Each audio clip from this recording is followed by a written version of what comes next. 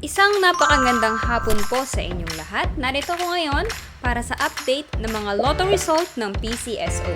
Kaya naman, ihanda na ang inyong mga ticket para sa ating 2pm lotto draw ng 2D Lotto at 3D Lotto ngayong araw. Huwag na nating patagalin pa. Here's our lotto result. For 2D Lotto, the winning numbers are 28 and 2.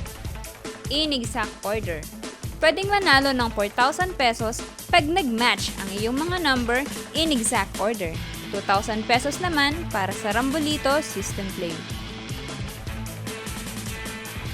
Para naman sa 3D Lotto, the winning numbers are 2, 3, and 3.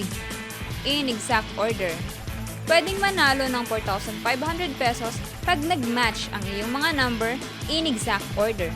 750 to 1,500 pesos naman para sa Rambolito System Play.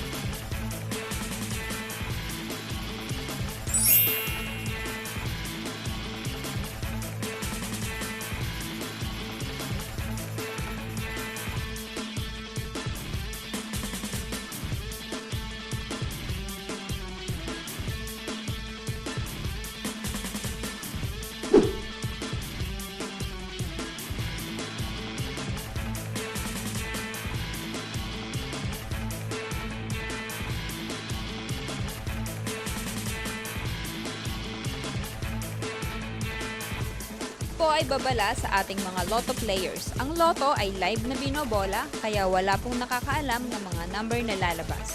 Huwag pong magpapaloko sa mga nagsasabing alam nila ang lalabas sa game at sa authorized outlet lamang bumili ng ticket bago ang draw.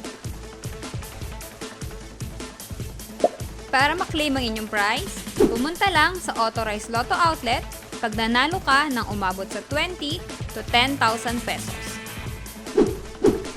For more than 10,000 to 300,000 ang panalo nyo, sa PCSO branch na pinakamalapit sa inyong lugar, pwedeng i-claim ang prize with 2 valid IDs. At kapag ikaw naman ang jackpot winner, i-present ang iyong ticket with 2 valid ID sa PCSO main office located at Shaw Boulevard, Mandaluyong City.